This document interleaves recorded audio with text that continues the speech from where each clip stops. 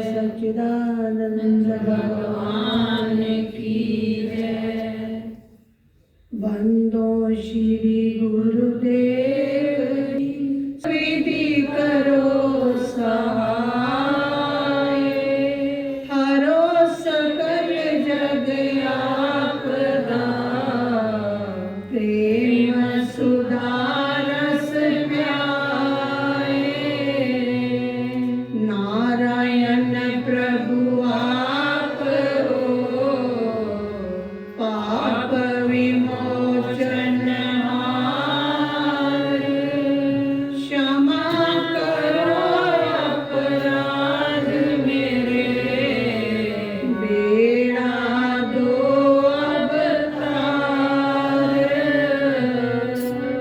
सुरति करो मेरे सानिया, हमें भव जल माही, आगे ही बैठ जाएंगे, जो नहीं पकड़ो माही।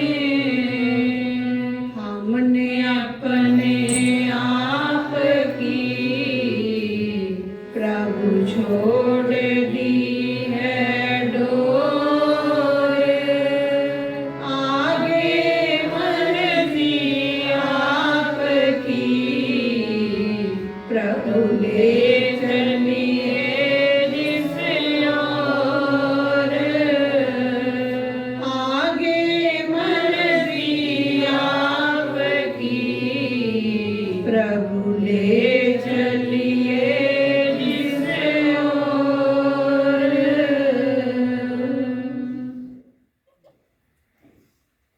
धर्म प्रेमी सज्जनों, हम सत्संग का आनंद ले रहे हैं। ये 10 दिन पूर्ण होने को आ रहे हैं, लेकिन जनता का जो मेरे पास आते हैं कहते हैं अभी दिल नहीं भरा। भाई इतना आनंद आ रहा है, ये 10 दिन कैसे बीत जाते हैं। कहते हैं ये जो आनंद के क्षण होते हैं ये बीत जाते हैं, लेकिन उसका आनंद नहीं बीतता। आनंद बना रहता है, क्योंकि इसको साथ लेके ही इस आनंद को हमने इसकी जुगाली करनी है। कहते हैं जो पशु होते हैं वो घास चरते हैं तो पेट भरने के बाद वो जुगाली करते हैं। जुगाली करने का मतलब होता है जो खाया है वो फिर पचना शुरू हो जाए। इसी तरह हम लोगों ने भी जो सुना है हमारे श्री से सबसे, उसकी जुगाली अब घरों में जाके आप लोगों ने करनी है और उसका आनंद अपने साथ लेके जाना है। कहते हैं हम जो जीव महापुरुषों के साथ लगते हैं वो कोई एक जन्म के रिश्ते नहीं होते। गुरु के साथ हम बार बार हमारा मिलना होता है और मिल के उनके साथ गुरु रूप में हम उनको धारण करते हैं, फिर उनके साथ अपना रिश्ता बनाते हैं। एक बार हम बरामदे में बाहर बैठे हुए थे, कोई छोटा मोटा प्रसंग ज़रूर महाराज जी उस दिन लेते थे, रोज़ ही किसी किताब के माध्यम से और अपने विचारों के माध्यम से भी थोड़ा समय हम सबको देते थे। तो एक दिन महाराज जी कहते हैं कि जो भगवान राम के समय के भी जीव है ना, जो आत्माएं हैं, वो इस समय भी मेरे इस बरामदे में बैठी हुई हैं। इतना पुराना रिश्ता देखो हमारा गुरु के साथ चलता है और गुरु हमें बार बार माया के बंधनों से छुड़ाते हैं और हमें बचाते हैं कि अपने रास्ते को हमें कैसे तय करना है। कहते हैं गुरु से हम रास्ते भी लेते हैं, चलते भी हैं, लेकिन छोटी छोटी गलतियों में कहीं गुरु से विमुख भी हो जाते हैं। तो उसके लिए महापुरुष कहते हैं कि हम सब कुछ हो जाए लेकिन गुरु से विमुख होना बहुत बड़ा दोष होता है। जब हम गुरु के चरणों में आए तो अपनी मैं को मिटाकर उनके चरणों में जब समर्पित होंगे तो गुरु की तरफ से भी हमें वो अपार आध्यात्मिक शक्ति मिलेगी, हमारा विकास होगा, हम उस पे चलेंगे तो हमारी उत्तरोत्तर उन्नति होगी। कहते हैं एक शिष्य अपने गुरु के पास गए, वो कई जगह जाके अपना ज्ञान ले लिया था उन्होंने गुरु से, तो ऐसे जगह जगह से उनको जो मिलता था वो लेते थे। तो गुरुजी ने पूछा तू क्या जानता है? तो उन्होंने कहा मैंने बहुत अध्ययन किया है, बहुत किताबें पढ़ी हैं, बहुत कुछ सीखा है। तो गुरु कहते मेरी तो अब वृद्ध अवस्था है, मेरे में इतनी हिम्मत तो नहीं कि मैं तेरे सारे ज्ञान को सुन सकूं और जो रह गया है वो मैं तुझे दूं। तो कहते ऐसे करो, तुम कागज़ पर थोड़े अपने जो सब जगह से ज्ञान लिया है उसको लिख के मेरे पास लाना। कहते हैं कुछ दिन शिष्य अपने अलग हो गए गुरु से और अपना जितना ज्ञान अर्जित किया था किताबों से, ग्रंथों से और महापुरुषों से, वो लेके गुरु के पास आए। वो काफ़ी मोटी पेज में लिख के लाए थे, गुरु को दिखाया कि ये मैंने अध्ययन कर लिया है, ये मैं जानता हूँ।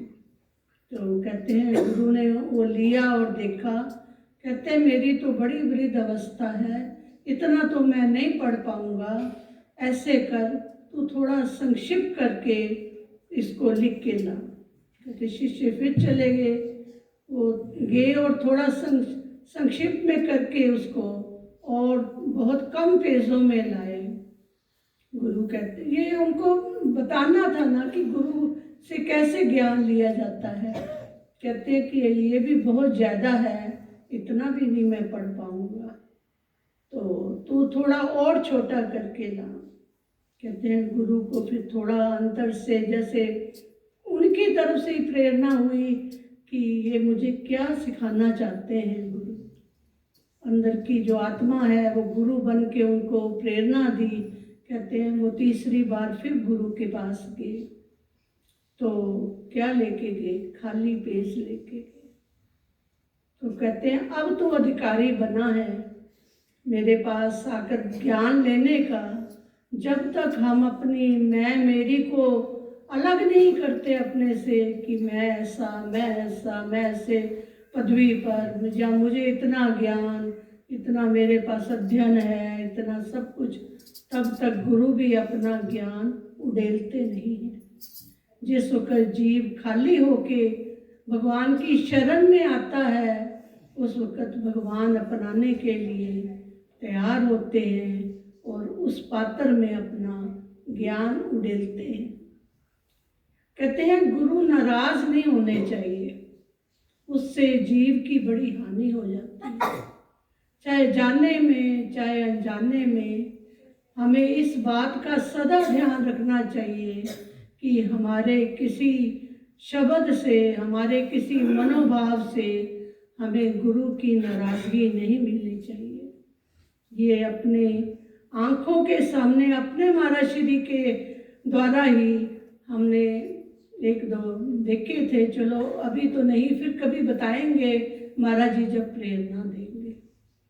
तो ऐसे हमने देखे जब अपने सेवा काल में कि शिष्य आते थे। एक शिष्य थे बहुत बढ़ चढ़ के उन्होंने कुछ अपनी मर्यादा से ज़्यादा अपनी मैं को दिखाया कि हम महाराज जी से कुछ ऐसे शब्द निकल के वो हम आज देखते हैं कि वो पूरे हुए हैं। वो पूरे तो हुए पर वो उनके लिए ठीक नहीं रहे। कहते हैं प्रभु को, गुरु को कभी भी नाराज नहीं करना चाहिए, ये बहुत महंगा पड़ जाता है। हम अपनी भावनाओं को गुरु के प्रति सदा ही इसी भाव से समर्पित हों कि हमारे गुरु द्वारा हमारा जो भी विधान हो रहा है वो हमारे भले के लिए हो रहा है। जो भी सामने आ रहा है वो सब गुरु की कृपा से हमारे बचाव के लिए ही आ रहा है, हमारी उन्नति के लिए ही आ रहा है। कहते हैं बचपन में जो रूहें गुरु की तरफ लगती हैं वो कोई साधारण आत्माएं नहीं होती, का पिछले जन्मों का कब का गुरु के साथ संबंध होता है। उनके उद्धार के लिए गुरु बार बार उनको चेताते हैं। माया है, माया के जाल में जीव उलझता है, लेकिन गुरु आके उनको कैसे उस संसार की माया से अलग कर देते हैं। रज्जब जब गुरु के चरणों में थोड़ा बहुत अच्छी भक्ति में रहे थे, लेकिन शादी का संकल्प बना तो गुरु कहते हैं जब सेहरा बांध के वो बैठने लगे वहाँ घोड़ी पर, तो गुरु पास आ गए। कहते हैं रज्जब तक गजब की ना, कहते दोबारा दोबारा तू इसी माया जाल में ही उलझता जाएगा, इससे तेरा छूट। कहते बस गुरु का इतना शब्द सुनना था, तो रज्जब ने उसी वक़्त सेहरा उतार दिया और अपने गुरु के चरणों में, उनकी शरण में, उनकी सेवा में, अपनी भक्ति में वो लीन हो गए। तो गुरु ऐसे करके भी हमें इस माया जाल से बचाते हैं। सबको जो गृहस्थी हैं उनको अपने अपने तरीके से सबको मरे श्री अपने चरणों में स्थान देते हैं। तो हमारा फर्ज है कि हम अपने गुरु के प्रति अटूट श्रद्धा रखते हुए अपने गुरु से किसी तरह भी विमुख ना हो और उनकी शरण में सदा नतमस्तक होकर रहते रहें। बोलिए सतगुरुदेव महाराज की जय।